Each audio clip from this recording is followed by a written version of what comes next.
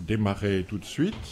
Alors, nous allons commencer avec la communication du lieutenant-colonel Jean-Pierre Martin, qui est historien militaire et régionaliste. Il s'est spécialisé dans l'histoire des troupes de montagne et il a contribué à de nombreux colloques, dont le colloque fameux de 2008 que nous avions tenu à l'IEP, consacré aux militaires dans la résistance et dont les actes ont été publiés. Et le lieutenant-colonel Martin est ancien conservateur du musée des troupes alpines et membre de l'Académie Delphinale. Donc il va nous dire, entre légitimité et légalité, le drame de l'armée française en Algérie. Donc 20 minutes et je serai implacable puisque vous l'avez été ce matin. Vengeance. Bien, entre 1940 et 1962, les militaires français ont été confrontés par 3 fois à un conflit entre légitimité et légalité, obéissance au règlement et à la loi et problème de confiance. Pourquoi, comment et dans quelles conditions ces militaires ont été confrontés à ce conflit? C'est ce que je vais essayer de vous développer en 20 minutes. Première partie, officier, un statut imposé et consenti. Au moment des événements qui nous préoccupent, la condition des officiers était fixée par 2 documents fondamentaux. La loi sur l'état d'officier du 19 mai 1834. Il n'y a pas d'erreur, 1834. L'armée est une vieille institution conservatrice. Et le règlement de discipline générale qui datait de 1933. Mettant l'armée hors jeu de la vie politique, le premier texte postule le principe de sa neutralité et de son obéissance passive. Cette apolitisation de l'armée, privée des droits civiques et soumise à l'obligation de réserve, lui vaudra son surnom de Grande Muette. Le deuxième texte fondateur est le très souvent évoqué décret du 1er avril 1933 portant règlement du service dans l'armée, dont le préambule est célèbre. La discipline faisant la force principale des armées, il importe que tout supérieur obtienne de ses subordonnés une obéissance entière et une soumission de tous les instants, que les ordres soient exécutés littéralement, sans hésitation ni murmure. L'autorité qui les donne en est seule responsable, et la réclamation n'est permise au subordonné que lorsqu'il a obéi. Ce texte est une production historique. Il formalise ce qu'a été l'engagement dans la Grande Guerre, avec ses masses humaines anonymes et renouvelables à l'infini, promises au massacre industriel. Pour monter à l'assaut sous la mitraille et les marmites, nul besoin en effet de lucidité ou de sens de l'analyse. Simple exécutant d'ordre dont il n'a à comprendre que la signification littérale, l'officier est dépossédé de toute initiative ou capacité d'interprétation. Lyautey, qui ne passait pas pour un esprit obtus, ne dit pas autre chose. L'officier peut, il doit user sa faculté de penser, mais c'est pour trouver et mettre en œuvre les meilleurs moyens d'exécuter les ordres qu'il a reçus, et non de les contrôler. Dans la pratique, cette privation du droit d'expression était souvent ressentie comme une marque de supériorité pour l'institution. Le militaire ne votait point. Les eût autorisé, et c'est ce que l'on fit après la Seconde Guerre mondiale, qu'il ne se serait point volontiers rendu aux urnes. Au-delà des lois et des règlements, la dignité de son État lui interdisait de se commettre dans ces pitoyables compétitions. Le mutisme de l'armée était grandeur plus que servitude. Toutefois, cette culture de rejet n'ira jamais jusqu'à remettre en cause la fidélité de l'institution à la République. Dans la grande majorité, les cadres de cette armée trouvent leur compte dans l'exceptionnalité de leur État, dans la mesure où leur action est reconnue, honorée et valorisée par la société. La nation reconnaissait à l'action armée 2 attributs dont nul ne contestait le bien fondé, complémentaires au point qu'on ne pouvait pas les distinguer dans la pratique, la légitimité et la légalité. Nous définirons comme légal ce qui est conforme à la loi. La légitimité inclut la légalité, mais revêt un sens plus large, intégrant des bases éthiques. La légitimité est la qualité de ce qui est fondé en droit, en justice ou en équité. Deuxième partie, une armée politisée par la force des circonstances. À partir de l'appel du 18 juin 1940, l'armée se voit sommée de s'engager, non plus en fonction de règles institutionnelles, mais de choix de conscience. Rappelons que le gouvernement qui a demandé l'armistice le 17 juin était tout ce qu'il y avait de légal. Inciter, comme l'a fait le général de Gaulle, les militaires à venir le rejoindre à Londres, consistait juridiquement à les inviter à la désertion en temps de guerre. Très peu, du reste, feront ce choix.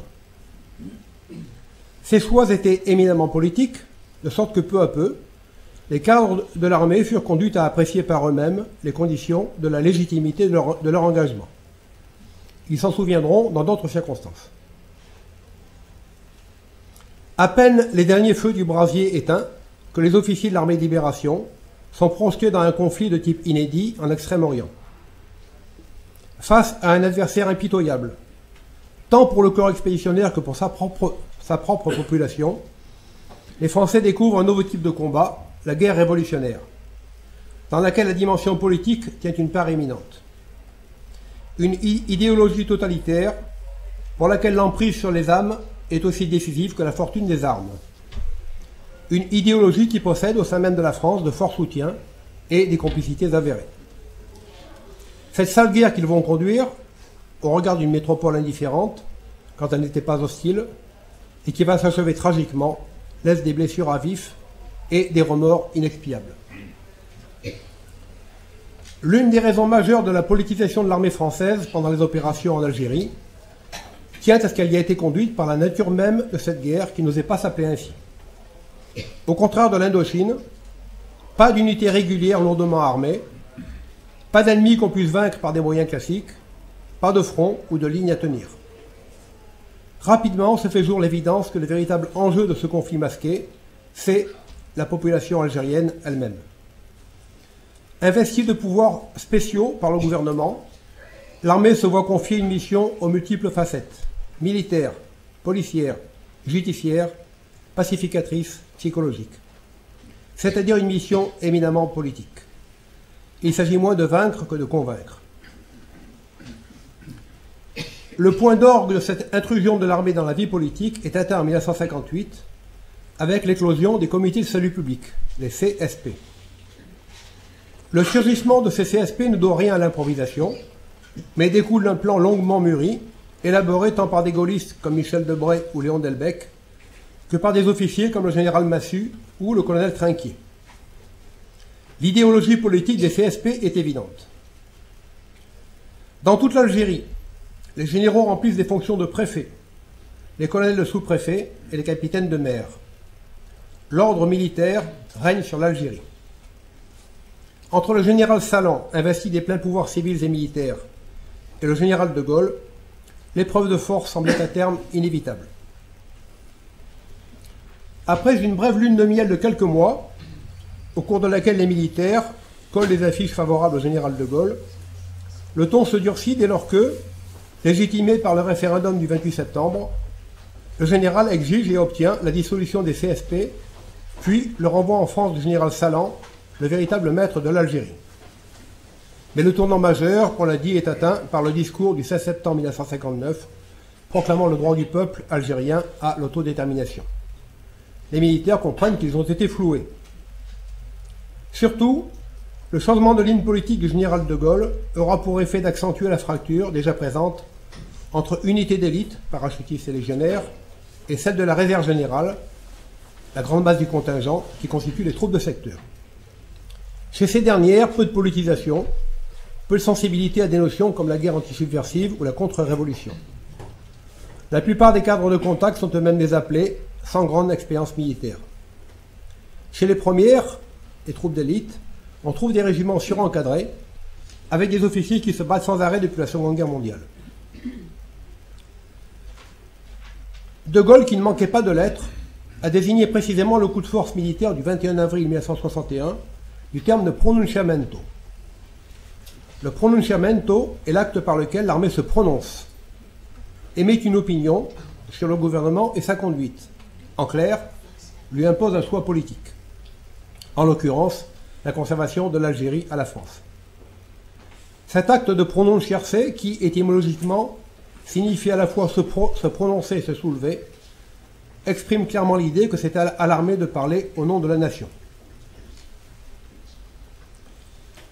Qu'on ne s'y trompe pas, si le putsch a été relativement peu suivi, ce qui a provoqué son échec, les griefs des militaires à l'encontre de la politique d'abandon étaient largement partagés au sein de l'institution. Environ 1 millier d'officiers qui n'avaient pas participé au putsch démissionnent par solidarité envers les cadres épurés. Le maréchal Juin et le gouverneur militaire de Paris se rendent personnellement visiter les militaires emprisonnés. On peut ici rappeler les propos du général Depuy, commandant le corps d'armée d'Oran, qui avait refusé de se rallier au général Chasles. Choisissant la discipline, j'ai également choisi de partager avec la nation française la honte d'un abandon.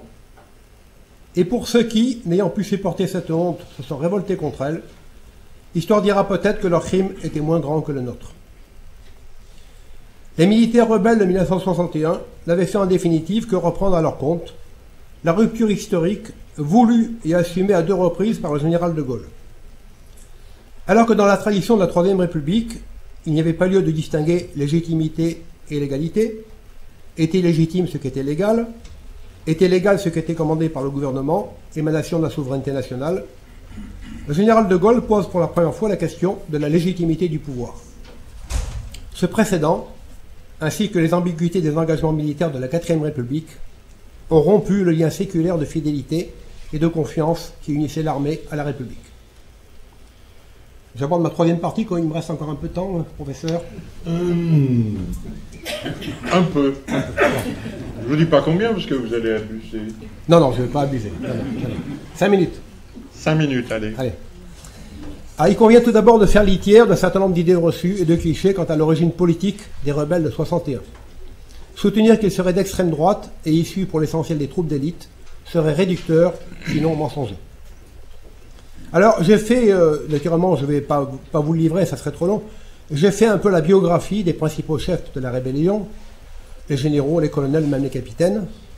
Alors, Maurice Chasles, par exemple, pour citer que lui, général d'armée aérienne, l'un des as français de la bataille de France, il était aviateur, 10 victoires homologuées contre la Luftwaffe, 10 avions allemands abattus en 1940. Entré en résistance sous le nom de Guy, il livre à Londres, en mai 1944, d'importants documents secrets de l'armée de l'air allemande. Raoul Salan, général le plus décoré de l'armée française, prend Toulon le 26 août 1944, au prix de 587 tués, blessés ou disparus. Il termine la guerre aux sources du Danube. Il manque d'être assassiné par les activistes algérois le 16 janvier 1957, car suspect de franc-maçonnerie. Il appelle à voter pour François Mitterrand en 1981. André Zeller, campagne de Tunisie contre l'Africa Corps et corps expéditionnaire français en Italie. Edmond Zour, résistant dans la région de Bordeaux sous les ordres du général Revers. Jacques Faure, qu'on a déjà évoqué, s'est battu à Narvik avant de commander les plus glorieux combats de la libération. Paul Van Uxem, campagne d'Italie, Monte Cassino.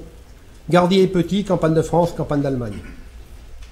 On trouve paradoxalement chez ces militaires putschistes plus de compagnons de la libération, médaillés de la résistance, anciens de la France libre, que chez les officiers légalistes. Abordons maintenant la question fondamentale, cette révolte était-elle d'essence politique? Oui, si l'on considère que s'opposer à l'État est un acte éminemment politique. C'est beaucoup moins certain si l'on prend en compte les motivations des acteurs. Dans la grande majorité, les officiers putschistes se désintéressent des idéologies politiques. Seulement 8% des 3680 condamnés revendiquaient une appartenance à un parti politique. On trouve finalement chez les officiers putschistes 3 points fondamentaux. La quasi-totalité a participé au conflit indo-chinois. Ils en sont revenus avec l'amertume immense d'avoir dû livrer une guerre sans les moyens ni matériels ni moraux de la gagner, et celle d'avoir abandonné à l'ennemi des populations qui faisaient confiance à la France. Le ressort le plus communément partagé chez les insurgés demeure le patriotisme. La volonté de rester français sur une terre française, une province selon l'expression française depuis plus longtemps que Nice et la Savoie, sans même l'excuse d'une défaite militaire. Et pour finir, un argument revient comme une ancienne, c'est celui de la fidélité. Fidélité à la parole donnée, fidélité aux populations, qui s'en étaient remises à l'armée pour leur protection.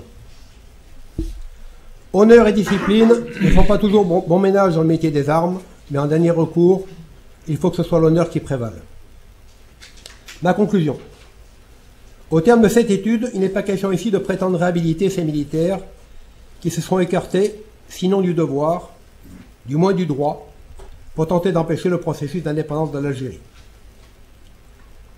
Il était surtout ici question de comprendre cette révolte sans précédent dans l'histoire militaire française, qui a conduit la fine fleur de l'armée à rompre son pacte pluriséculaire avec la République et le devoir d'obéissance.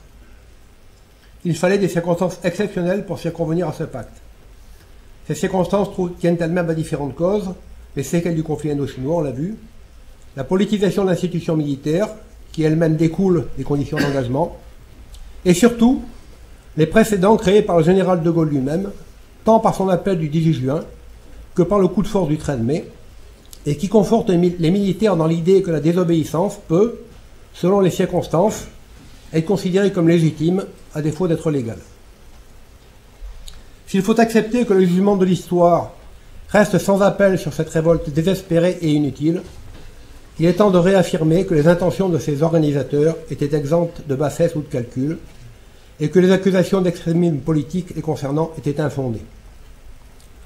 Aujourd'hui, où la plupart des protagonistes de ce drame ont disparu, il est temps de réintégrer, dans une même communauté nationale et militaire, tous ceux qui se sont engagés, en se souvenant de ces vers prémonitoires de Charles Péguy: « Mères, voici vos fils et leur immense armée, qui ne soient pas jugés sur leur seule misère, que Dieu mette avec eux un peu de cette terre, qui les a tant perdus et qu'ils ont tant aimés.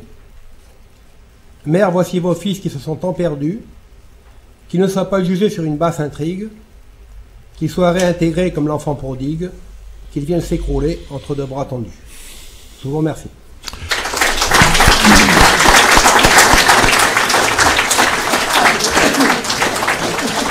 Bien, merci pour cette belle évocation de ce qui est d'ailleurs,